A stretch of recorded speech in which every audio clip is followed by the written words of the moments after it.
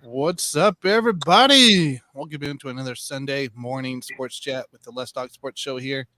My name's Tanner Dawson of the Sports Buffoons here, and I'm joined with none other than Mr. Nick Botkins, coming from a hotel not too far away from me, and SJ Cove. What's up, Scott? How you doing, guys? Doing great. Hey, Nick, I was just looking here, and I wish I had my glasses on here, but UFC Nashville, it looks like still is that Tatiana still undefeated? Tatiana Suarez, yeah, she's not she's undefeated in that weight class now. So she yeah, she actually retired and then took like a year and a half off, and now she came back and to beat Jessica Andrade in that fight. I didn't obviously watch it last night, but because I was at the Ed Sheeran concert. Ed puts on a hell of a show, so if you ever get a chance to go see Ed Sheeran, I recommend it. Yeah, she's undefeated at that weight class.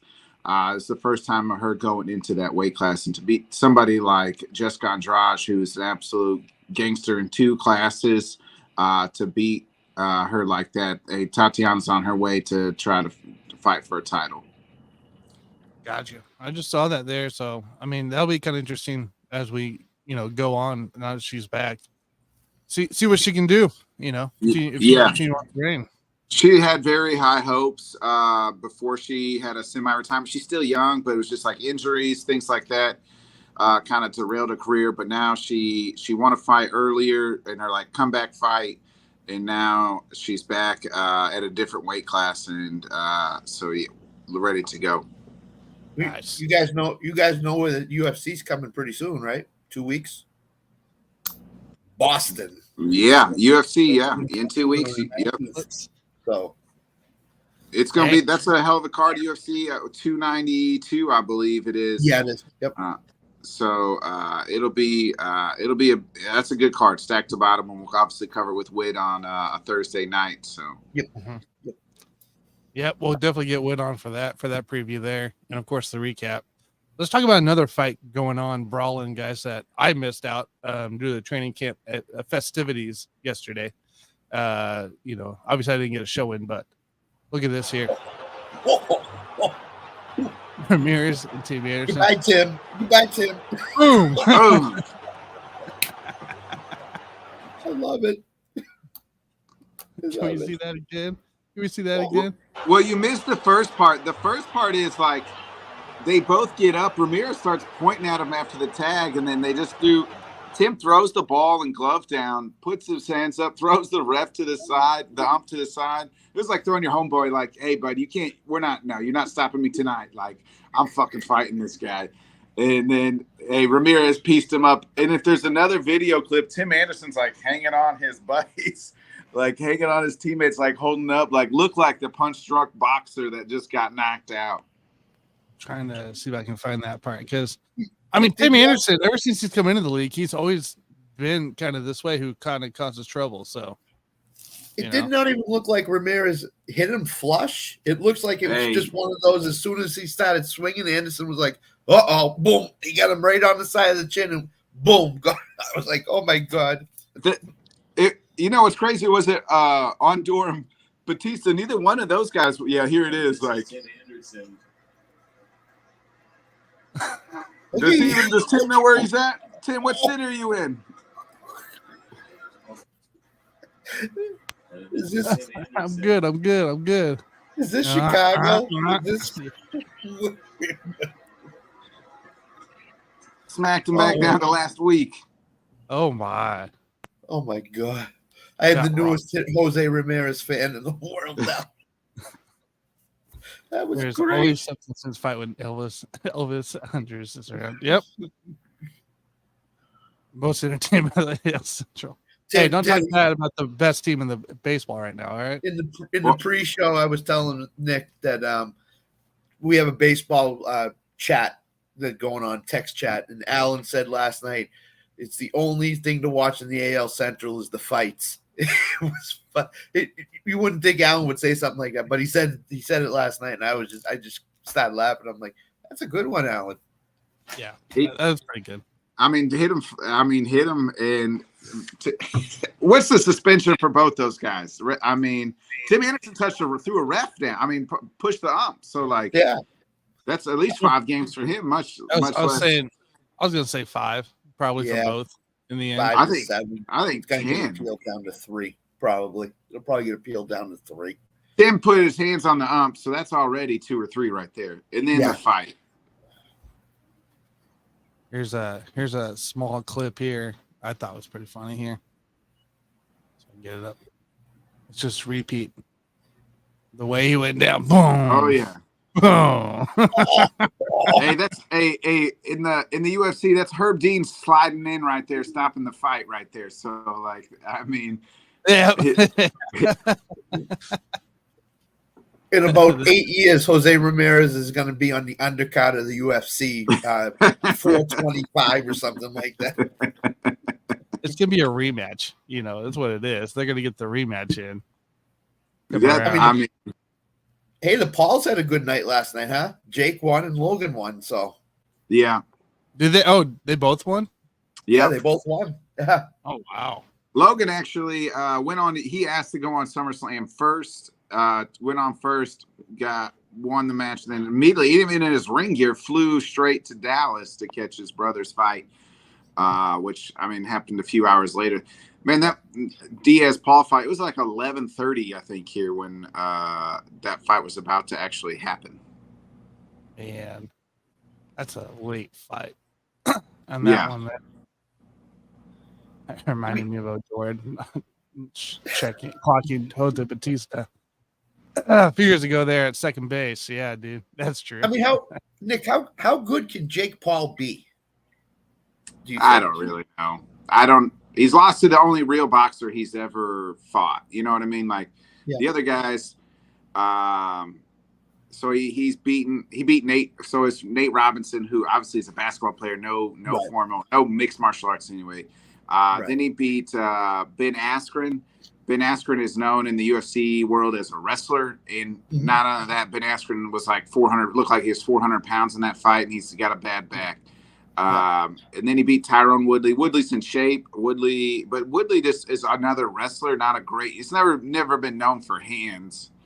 Then he lost to Tommy Fury. I feel like he won a fight, or we're supposed to have a fight, but then he fought Tommy Fury in there, and then he fought. And lost to Tommy Fury, the actual only real boxer, brother of Tyson Fury. And then he fought Nate Diaz last night. I didn't think Nate took it a whole lot of seriousness into it. But he's also Nate's never fought at 185 in UFC ever, and he's another MMA guy. But and Nate is known for doing everything, kind of just a well-rounded fighter. But he's fought at 155 and 170. Last night they were fighting at 185. It was just Jake's just too big for Nate at that point in time. So that's just kind of how it was. I don't know how good he can be. It seems like now he's going to go into MMA. He signed with PFL. So now we're going to he's like he let him sign up some boxers, but I will say this, when younger boxers are fighting their first 10 fights, they're not fighting quality athletes or, these kind of type of guys, like most of they're not fighting the Nate Diaz's and things like that. Guys who have been around, have so much experience, they're fighting other dudes, so very like who are also never fought, 1 or 2 fights here and here on their way up. So I do give him credit, but when you have all the money that he has and you can just dedicate your 24/7 to boxing, you're going to be pretty good. Like, just imagine the 3 of us, right? We had already made millions, and then we're like, you know what? We're going to become professional boxers. We can hire the best team, the best nutritionist, the best, and that's all we have to do because we already have a bunch of money. We're going to be pretty damn good too, I think. Will we be as good as him? I don't know, but we'd be pretty decent, especially in our early 20s, which, Scott, I know that for you was like 40 years ago, but yeah, it is. It seems like that more and more every day now. That's a fair point there. Here's a tweet from Cleveland Police today. We are following up this morning on reports of a man knocked out cold last night at the corner of Carnage in Ontario. You're interviewing approximately 35,000 witnesses. Tim Anderson's going to be the butt of so many jokes going forward. Oh yeah. Man, I'm telling you, he's the one who started it when he came into the league. That's Yeah. the thing. I don't know what Ramirez was mad about. I don't either. A slide in. Ramirez starts chirping at Tim, and then Tim throws the ball and glove down. Ramirez says, "Okay," goes up like this. Ramirez says, "Okay, you really want to do this?"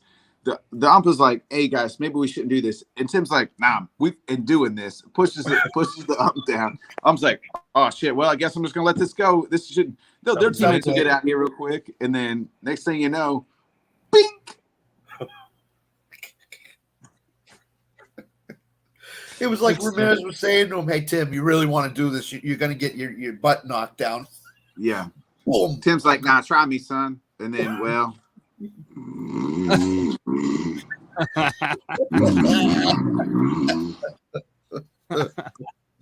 you think his teammates, when he got up, "Hey Tim," and he's just like, "Hey, what happened?" Because when you get knocked out, you don't really know what happened. Where is he? Where is he? Yeah. I get him. I tell you. You lost the fight, dude. Oh. You just got to go on Twitter. He's there's two ways he can do this. He's just going to own it. Like, you just got to go out and put a statement like, "Hey, yeah, you know what I mean? I threw first and he knocked me out." Or you just deactivate. You don't ever want to talk about it and leave it alone. Like, that's, you either own it or you just say, yeah, you just don't talk about it. Yeah. Those are the two things you can do. Because if he runs his mouth and be like, "Oh, he got, Tim, we all saw you get laid the fuck out bad." Like, the whole world. You are gonna be an internet meme for the next 2 weeks at least. You better hope something happens crazy today in the sports world so that replaces you. That's right. Exactly. Man, that's crazy. Who's he gonna fight next? Bobby Witt Jr.? Man, Bobby Witt plays too.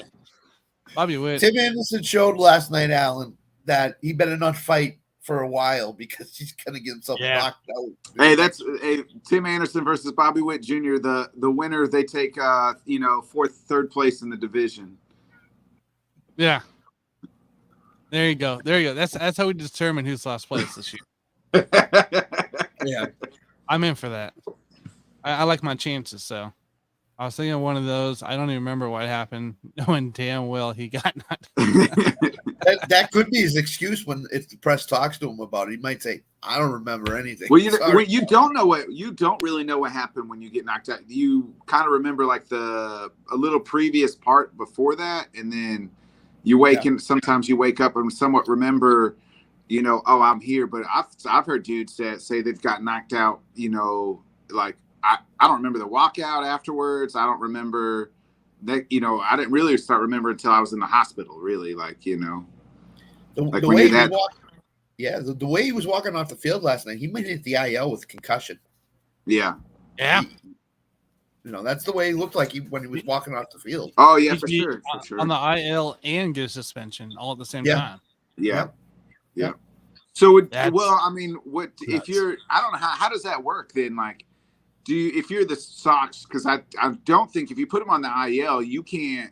You gotta wait for his suspension to serve. So what you do is just So you just wait for the suspension, and then maybe don't put him on the IL. You don't have to put him on the IL, and then you can, if he's fine afterwards, he's can go. But if not, then you might have to put him on the concussion, and then you can retroactive that back. I think is how that works. You can do that. Well, he's been so bad this year that it doesn't really matter. I don't think he's hitting like 210 or something like that. That's what I've seen. I said Tim Anderson's having an awful year. The White Sox are second to last place in the worst division in all of baseball, and Tim Anderson's batting like 210 or something like just below the Mendoza line.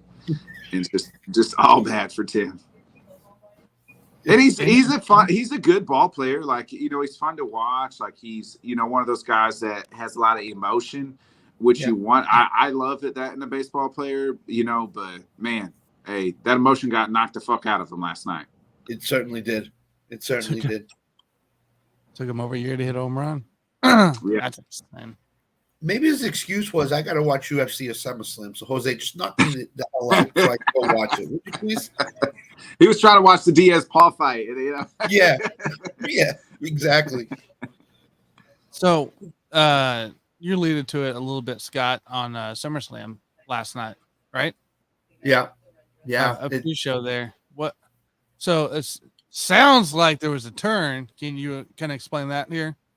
So the storyline was that Jimmy got hurt and he was out. Roman Reigns hurt him. He was out.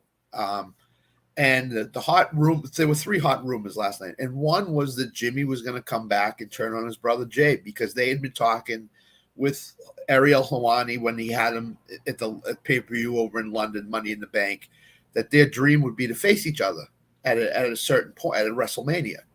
And last night, Jimmy came back and he turned on Jay.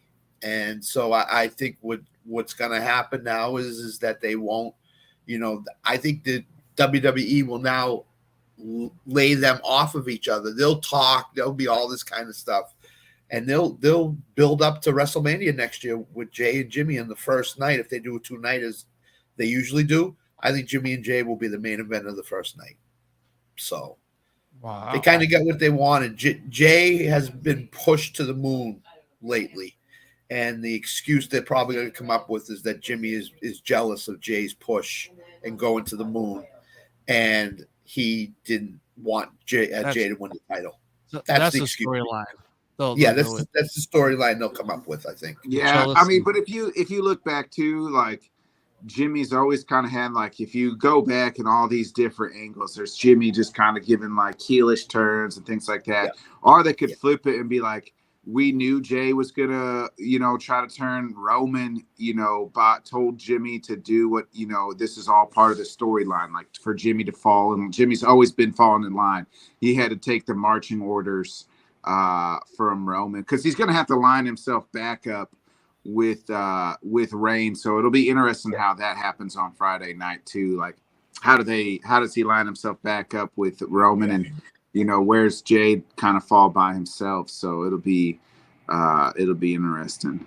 The thing that I don't kind of understand is this: you turned him. Why are you turning Jimmy so quickly? You could turn Jimmy, okay, that's fine. You can turn him, which I think was the way they were going to go anyway.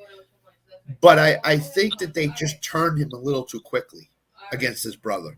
I think if they wanted to build up to WrestleMania, maybe sometime around October or November, they could. Royal Rumble would have been, Yeah, Royal Rumble would have been perfect. Jay gets in the Royal Rumble. He's in the last 2. Jimmy comes out and screws him, and he gets thrown out and he loses. But there were tones of that match last night that Solo and Roman were gonna have problems. So I'm wondering if they're gonna turn Solo face and have Solo and Jay now go against Jimmy and Roman Reigns.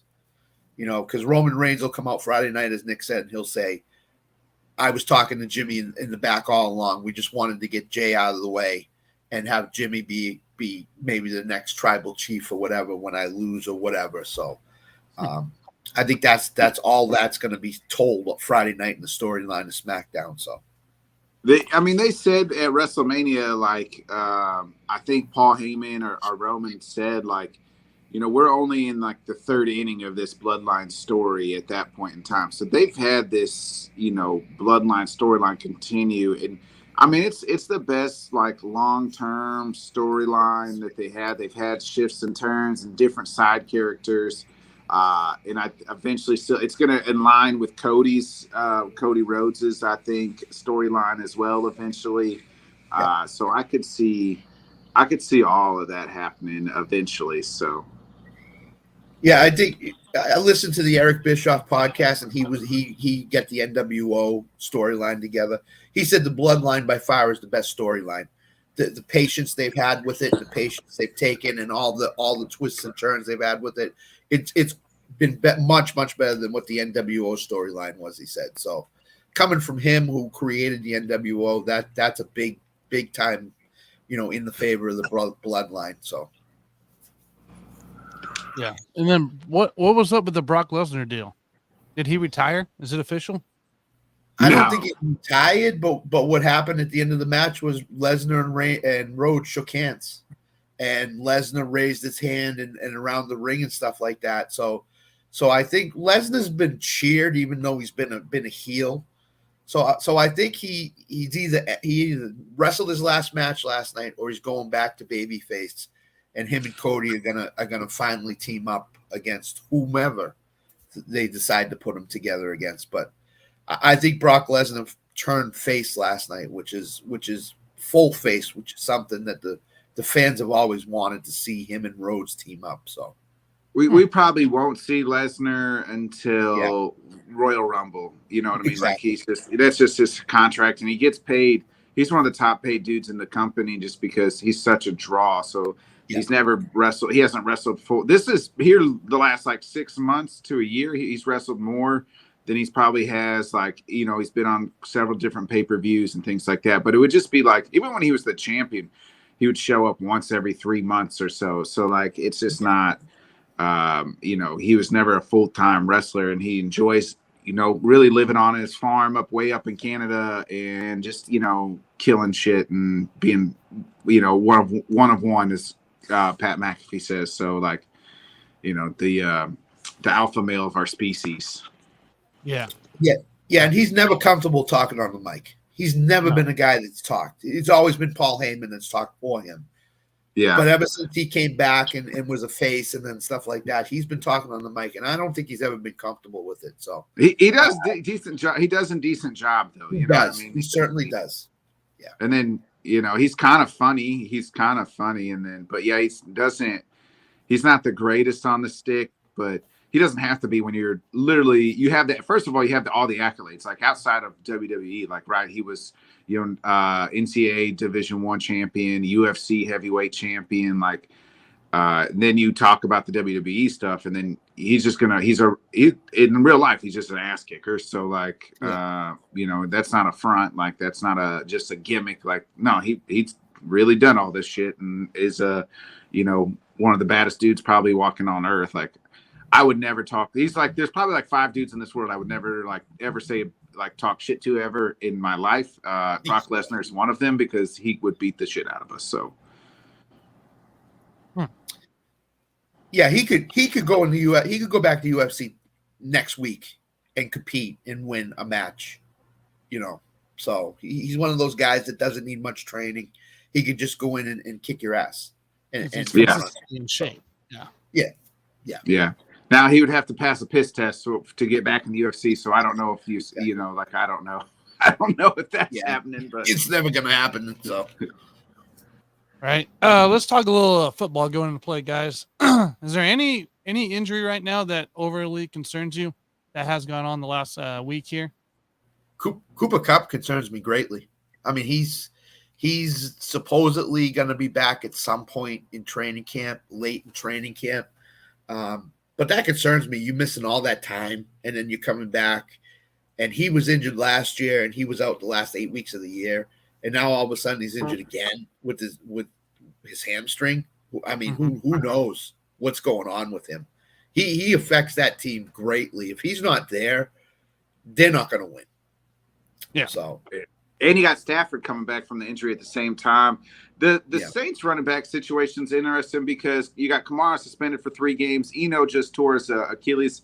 I mean, Jamal Williams can't be the every down back for 4 weeks, right? Nope. Or he's just going to have to be.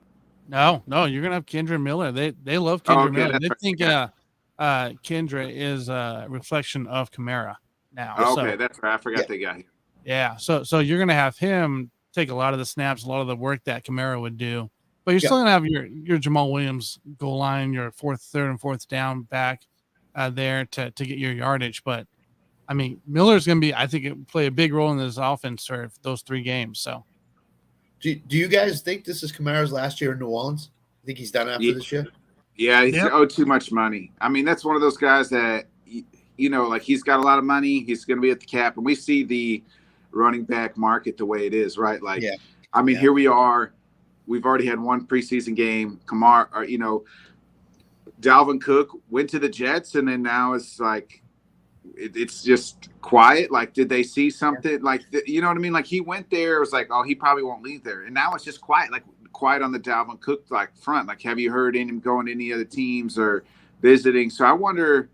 He tweeted something out like after that Jet visit. He's like, if you Jets fans would be crying if they heard their DC talking right now. Maybe their DC said he ain't got it. Maybe, they ran him through some drills or saw him and they just said like he ain't got it. And then, Dalvin heard that and the Jets have been quiet on that front. Like, but we are. Here's Kareem Hunt. Where's he at? Where's Zeke Elliott? Where's he at? Like that's if I'm a running back, like you got to take whatever contract is offered at you at this point. Like if you got to take a pay cut, look at Aaron Jones. Like Aaron Jones would have been one of these guys. The Packers probably would have cut him, but he took a pay cut twice really to stay in Green Bay because I think he was smart. Like looked at the market and was like, I got to stay.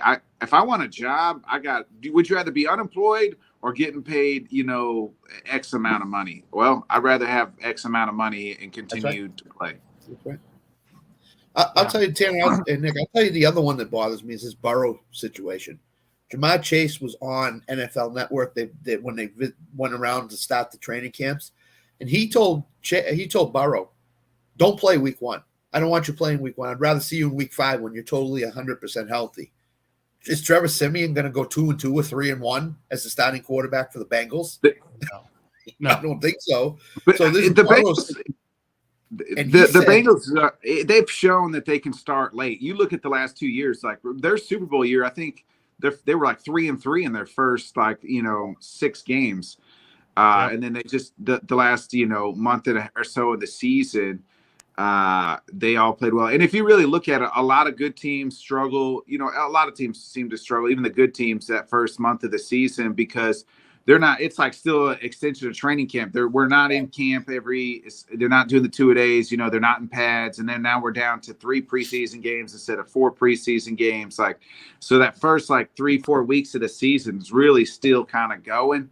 And the Bengals the last 2 years have started off, super slow. And look, they'll be fine at the end. It's but you don't want to build because the AFC is so tough now. You can't afford yourself to go 0-4 and be 4 games back, and then you have to go on a real good run, which we know that they're talented enough, especially on the offensive end. But I think they were going to struggle to begin with because of the secondary, right? We've talked about it before on our AFC North. Like you're replacing two of your best secondary players with younger guys. It's going to take some time for them. I expected them to struggle the first month or so of the season. But if Joe Burrow can't play, till week 3 or 4, that it would even be worrisome because, their defense would struggle, but offensively, you're just like, well, with Joe and Chase and Higgins, they'll be able to put up enough points to maybe where they can win some games. Mm-hmm. Yeah, that's why I love Cleveland week 1 against Cincinnati, because that's going to be Burrow's first action, I think, is week 1 if he comes back. He's going to be rusty. He threw 4 interceptions against Pittsburgh in week 1 last year. So to me, he's not going to be the Joe Burrow that we're all used to in week 1 against Cleveland. But he's never had a full offseason either. He's always hurt. There's always surgery. Yeah. It's always been something for him. Yeah. Yeah. You got to think last year at this time, he had the appendicitis, Yeah. Year before that, he was coming off of ACL surgery. Year before that, it was his rookie year. So you're right, Tanner. He's not had a full-fledged, healthy off season where he's in training camp the full time other than his rookie year. And that's, your rookie year. So it'll be interesting. I mean, you hope the guy just stays healthy and has a great career. Let me ask you guys this real quick. Is Andrew Luck, because now he's eligible for the Hall of Fame, Andrew Luck in your guys' Hall of Fame? Because he's not in mine. No. Not in mine either. No. He was on the trajectory to be in the Hall of Fame. Correct. But he's one guy who didn't need a title to get in the Hall of Fame, but he also needed that longevity. Yeah. A Phillip Rivers-esque, right? Like Phillip Rivers is in the Hall of Fame, had great success, went to multiple playoff runs, a couple AFC championship games, just never got to the big show. Andrew Luck probably could have done that and been fine, but you know, he was talented, but he cut. I mean, they killed him. I mean, that's it. They killed him, and then he finally gets an offensive line, and you know, that's it. He was done. Yeah. And they got hurt, and they were just like, I don't want to do it again. Did he play 5 years? Luck. Is that what he played? Yeah. 6. I thought it was 6 or 7. Maybe. Was it that many? See. Because he had just signed a contract the year before he retired, I think. Didn't he? Yeah.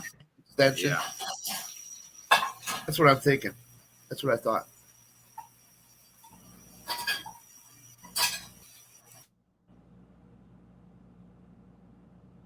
Yeah, 6. That's what I thought. Yeah, Okay. 6 or 7. Yeah. Was that included in the 6th? So it would have been his 7th year, the year he It retired. would have been correct. Would have been his 7th. Yeah, because he retired like a week before the season started, or like their last preseason game. Yeah, he did. I remember that. Because he got hurt, and they just like, and I don't think he wanted to go through all that again. It sounded like, and then was just like, you know what, I'm done here. He's a freaking rocket, like a engineer. So like, he's not like he's gonna, you know, hurt for money or anything. Yeah, if you didn't want to go, I mean, well, he got paid a shit ton by the Colts anyway, but it's not like he couldn't have went and done something different, Yeah, he set them back years. I mean, the Colts are still looking for their quarterback, right? I mean, they finally got Richardson. They had a Super Bowl caliber team with that year. That offensive line was one of the best in football. The weapons they had, I mean, they won 7 or 8 games with Jacoby Myers or Jacoby Brissett as their quarterback, right? Like quarterback, yeah, right, yeah. So like, what would that team done with Andrew Luck? Or even the year after when they had 80-year-old Phillip Rivers took them to the playoffs. Do we think they would have been in the Super Bowl with Andrew Luck? It would have been fun to see them and the Chiefs battle it, right? Yeah, it would have definitely be a title game kind of thing, but I don't know if they actually get to the Super Bowl. Yeah. I mean, imagine that now he's, he's year 10 at this point in time because we're 5 years from now. Like, he's a veteran, but like the Colts you'd still probably be picking them year in and year out to win their division. The battles in KC, now the battles with Joe Burrow, like that's like the career that's just like the one of those guys that's like, man, like we saw a lot of greatness out of him, but like he just hung it up, a little too early, and we didn't get the full-fledged flavor out of it. He started the trend of guys retiring early in their careers before concussions or anything else could. What was that linebacker out of the 49ers? He retired. 49ers retired. Carolina's guy retired before when he turned 30. So the linebacker, what was his name? I don't remember. I know who you're talking about, but I don't remember. I can't remember his name though. Yeah, you're talking about Luke Kuechly, Carolina. Yep. He was there. Oh, man, what was that? He played at Old Miss. I see, like he played with the Old Miss linebacker too, and Patrick Willis. Was it Patrick Willis? Willis, yeah. Maybe not Patrick is his first name, but Chris Borland. Chris Borland, that's the guy. Yeah, Chris Borland retired like he retired 24. like 1 year into the league. Yeah, he was like a first round pick or something like that. Yeah, he was. Patrick Willis though retired real early too, though. Yeah, Alan. Yeah, he did. He did, and that's the big thing now is guys don't want to get these concussions and they don't want to compromise the rest of their lives, so they hang them up, 3-4 years before they're ready to. So. Yeah. Ellen out here says, who is more likely to arrive in camp first, Bosa or Martin? Probably Bosa. Yeah, that's what I'm thinking too. I don't know. Jerry will play Zach, I think. You know what I mean? Like, he'll get in there and get the deal done. He'll pay Zach, but you got to also remember, like, he just gave more money to the defense there. Yeah. They took Diggs. They got the deal for Diggs done too. Yeah. Diggs and there's another guy there that just got signed an extension two days ago. So, for that team. So like Jerry's out here paying other people, but we don't hear anything about Zach Martin yet. So I think Bosa is going to be a guy that returns beforehand. I think so too. I think Zach Martin has no leverage in this. I don't believe so. He's the best guard in football, though. He is. Malik Hooker, yep. Malik Hooker, yep. And they still have to pay Micah Parsons eventually too, because he's coming up too. So so they might not have any money left to pay this guy. And CD Lamb's going to get paid, I think. And CD, I think it's this is last year on his rookie deal, I think. Mm-hmm. And then Micah's got a year after that. Yeah, and then they didn't bring Brandon Cooks in to be the CD replacement, so they're going to sign him. Sure. That was definitely not a replacement for CD. That's for sure. No, that's for sure. No. So, man, guys. Well, guys, I don't have too much more to talk about here. We're missing the Cruise in top 5 today. He's on the ground for a bit, and then Sam's doing dad duty. So, you guys have anything final to say before we get out of here? No. Let's just we'll be back tomorrow night. We'll have Jonathan talk a little SummerSlam and get his takes on that, and we'll do with no Jonathan. He's out in Ireland or Switzerland. Actually, he's just crying because my Cubs crushed the Braves yesterday. After the day before, he was talking all that shit to me. So now he went radio silent. So he's really gonna be crying if we win today. Listen, Tanner's got the hottest team of us all right now with the Royals. 7 out of their last 8 they won. Hey, babe. It wasn't like 2 weeks ago. Tanner asked us, he's like, maybe the Royals are the worst team. They've never won 3 games in a row all year. Now look at them. And then look at them, baby. Look at it. Hey, A's won like this too at one time. So calm down there. Hey, Nick, it must have been your rub on them because you went to the Twins Royals game. And ever since, man. I did. Hey, and we got what's the guy? The pitcher's name? He got a victory against Philadelphia yesterday, or Friday night. I can't remember. Jordan Lyles. Lyles got a victory. So I mean, things just keep on going. Guys. So we gotta make a run for the division, Tanner. My last words: 21 games back. Be ready for Sam tomorrow night. He's going to be LA Knight all over the program tomorrow night. So. Oh man. He won. That's really where Sam's at. He's out celebrating LA Knight's SummerSlam, victory. Yeah. Yeah, we know where he's at. That's for sure. Yeah, yep. Him and the Ramirez knockout. So yeah. I mean, that's really where Sam's at. Oh man, well, guys, we'll be back tomorrow. So we'll be back tomorrow night, guys. Like I said, Jim Behringer. We'll talk college football. I know he wants to talk about that. And in the mix of the leagues and everything else going on in display, we'll get more in discussion there. And then we'll give our power rankings for our baseball that we haven't done in a few weeks. So make sure you guys stay tuned, hit that bell, subscribe, like, and follow. And we'll catch you tomorrow night. See you guys. See ya. Bye. One life better pop off. What do you like? Make a dream job. No 9-5, no mean boss. Just my life and free thoughts. You could try to play, but you're never gonna beat me. Look the other way, what I'm doing ain't easy. Bloody hands stained from the people who deceive me. Muddy hands break through the chains, go free me. People like sheep move feet, hurt it easy. You don't wanna be fast asleep, only scheming. Better stand tall, ready for a fight, believe me. When they try to change, you can say no, free me.